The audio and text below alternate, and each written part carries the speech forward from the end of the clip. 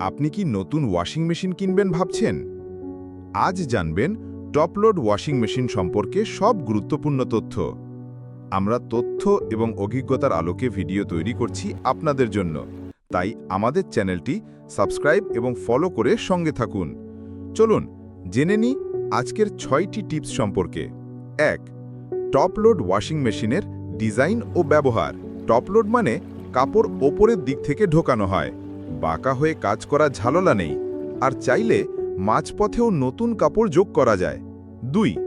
টপলোড washing মেশিনের ধোয়ার প্রক্রিয়া। এতে অ্যাজিটেটর বা ইম্পেলার থাকে, যা পানির সঙ্গে কাপড় নেড়ে পরিষ্কার করে।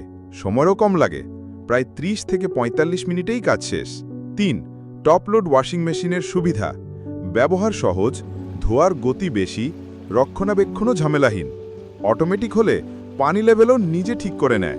4. টপলোড ওয়াশিং মেশিনের অসুবিধাগুলো। পানি খরচ তুলনামূলক বেশি, আর অ্যাজিটেটর টাইপ হলে কাপড়ের ওপর চাপ পড়ে। বিদ্যুৎ খরচও ফ্রন্ট লোডের তুলনায় সামান্য বেশি হতে পারে। 5. টপলোড ওয়াশিং মেশিনের রক্ষণাবেক্ষণ টিপস। মাসে একবার ড্রাম ক্লিনিং করুন, অতিরিক্ত কাপড় দেবেন না, আর ঢাকনা খোলা রাখলে দুর্গন্ধ হবে না। 6.